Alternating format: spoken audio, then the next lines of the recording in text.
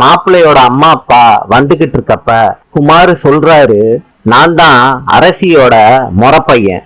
எனக்கும் அவளுக்கும் ஏற்கனவே கல்யாணம் நடந்துருச்சு. நீங்க நம்பலாட்டி அவங்க கிட்டயே போய் கேட்டு பாருங்க.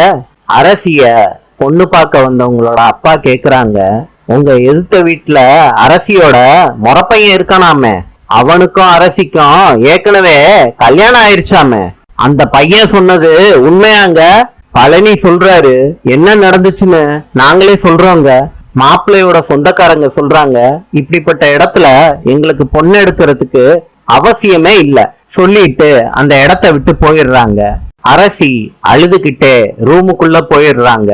சரவணன் கோவத்தோட நடந்து வந்துகிட்டு இருக்காரு. அப்ப குமாரு வண்டியில வந்து இறங்குறாரு. குமாரோட சட்டைய புடிச்சு சரவணன் கேக்குறாரு, என் தங்கச்சி வாழ்க்கைய திரும்பவும் நாசம் பண்ணிட்டியேடா, உன்ன நான் கொல்லாம விட மாட்டேன்னு குமாரோட சட்டைய புடிச்சு சரவணன் இழுக்கிறாரு. ரெண்டு பேத்துக்குள்ள சண்டை வருது.